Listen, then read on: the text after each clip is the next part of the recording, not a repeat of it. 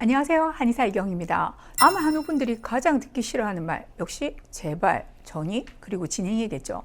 물론 대학병원에서 정기적으로 영상검사, 혈액검사를 하고는 있지만 이 검사들의 대부분은 현재 진행하고 있는 표준치료가 효과가 있는지, 그리고 표준치료를 지속해 나갈 수 있는 몸 상태인지를 확인하는 것이 목적이죠.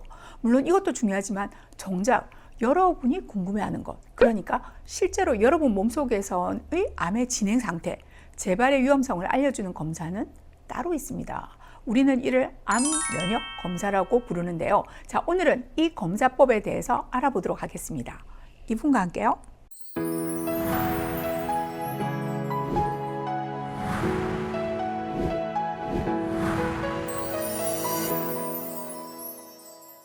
네, 안녕하세요. 반갑습니다. CS 한방병원 병원장 신영택입니다. 자, 오늘은 주제가 조금 무겁네요. 재발, 전이, 또 암의 진행. 절대 듣고 싶지 않은 말들인데요. 하지만 아는 것이 힘이죠. 어떤 의미에서 암은 시간과의 싸움이라고 할 수 있습니다. 좀 더 이른 단계에서 우리 몸이 주는 사인들을 캐치하는 것이 중요하겠죠. 그리고 그 가장 쉬운 방법 중에 하나가 혈액 검사를 통한 대표적인 지표들을 확인하는 것이고요. 우선 가장 지금 대표적인 지표들이라고 말씀하셨는데 이 종양 표지자들이겠죠. 자, 대학병원에서도 종양 표지자들을 주기적으로 체크하는 것으로 알고 있는데요. 특히 항암 치료 중일 때는 그 효과 여부를 확인하기 위해서 영상 진단 검사와 함께 이 종양 표지자 검사가 필수적으로 시행되죠. 네, 그렇습니다. 종양 표지자는 가장 기본적인 지표에 해당되는데요. 종양 표지자의 상승 한 가지만 가지고 암 발생의 유무를 진단할 수는 없지만 암 진단을 받은 경우에서는 종양 표지자의 상승과 감소는 암이 치료에 반응을 하는가 또는 암이 진행되고 있는지 등을 판단하는 아주 중요한 지표가 됩니다. 각각의 암종별로 특이성을 가지고 있는 종양 표지자들을 주기적으로 검사해서 확인하게 되는데요. 갑작스러운 상승이나 조금씩이라도 지속적으로 상승하는 경우라면 암의 진행과 재발의 의미일 수 있습니다. 그럼 종양 표지자들 외에도 우리들이 꼭 확인해야 하는 다른 지표들이 있을까요? 저희 CS 한방병원에서 치료 중인 암 환자분들이 기본적으로 확인하는 암 면역 검사 항목들은 사실 거의 대부분이 암의 예후와 관련된 내용들인데요.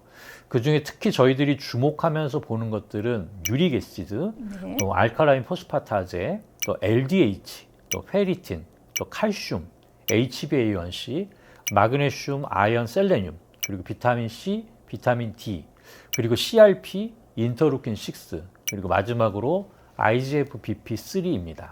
꽤 많은 항목들이네요. 자, 시청자분들에게 일부 익숙한 것들도 있겠지만 생소한 것들이 대부분일 것 같습니다. 그럼 한 가지씩 한번 살펴볼까요?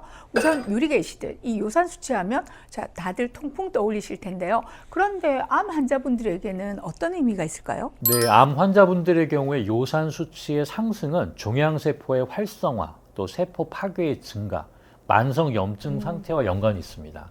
지속적으로 높은 수치를 보이거나 계속해서 상승하는 추세라면 암의 활동성이 증가하는 것으로 볼 수가 있습니다. 그리고 알칼라인 포스파타제는 일반적으로 간이나 뼈와 관련된 지표로 쓰이고 있잖아요. 혹 뼈나 간 전이와 연관돼 있을까요? 네, 맞습니다. 암 환자분들에서 알칼라인 포스파타제는 주로 전이와 관련된 지표로 해석이 되는데요. 말씀하신 것처럼 뼈와 간과 상관되는 지표이기에 뼈전이나 간전이 또는 광범위한 종양 활성을 의미하게 됩니다. 알칼라인 포스파타제가 지속적으로 상승하는 패턴은 눈여겨보아야 합니다. 특히 이제 칼슘도 역시 이제 뼈전이가 있는 경우에 수치가 상승하게 되는데요. 칼슘 수치가 같이 상승하고 있다면 더욱더 눈여겨봐야 하겠습니다. 그럼 다음으로 LDH와 페리틴이 가지는 의미도 설명 부탁드립니다. LDH는 세포 대사와 조직 파괴의 지표인데요. 다양한 암 중에서 암의 병기나 예후, 또 치료에 대한 반응과 연관이 깊습니다. 즉 LDH가 지속적으로 높거나 치료 과정에서 떨어지지 않으면 암의 활동성이 여전히 높다고 볼 수 있는 거죠. 또 페리틴은 많은 분들이 빈혈 검사로만 알고 있는데요. 암 환자분들에서는 근만성 염증 반응을 시사합니다. 페리틴이 높은데 철분은 부족하거나 빈혈이 있는 경우라면 암 관련한 염증 반응을 의심할 수 있겠죠. 네. 그래서 페리틴의 상승이 암의 진행, 즉 불량한 예후와 관련이 있다는 연구들을 볼 수가 있습니다. 다음은 당뇨 검사 지표로 이미 많은 분들에게 익숙한 HbA1c인데요. 자, 만성적인 고혈당이 염증 증가로 암세포 환경 조성을 야기한다는 것은 이제는 상식이겠죠. 실제로 암 종류에 상관없이 이 HbA1c 수치가 높을수록 암 여부에 부정적이라는 연구들도 많고요. 그럼 이제 남아있는 게 마그네슘, 아연, 셀레늄, 그리고 뭐 비타민 C, D. 자, 이들에 대한 중요성은 이미 이경희 TV에서도 여러 번 강조해 왔는데요.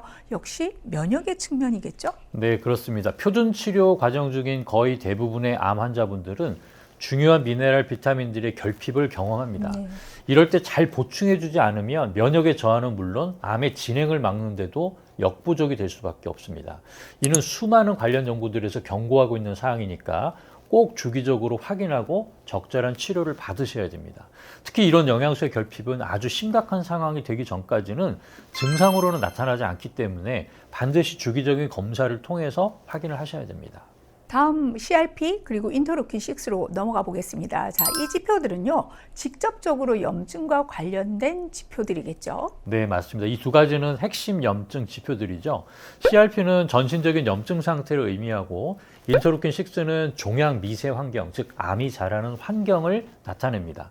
이 두 가지가 지속적으로 높다면 예후가 나쁠 가능성, 즉 재발과 전이 진행을 의미한다고 할 수 있겠죠. 마지막으로 이전 방송에서 잠깐 다루긴 했는데요. 아직도 생소한 분들이 많으실 겁니다.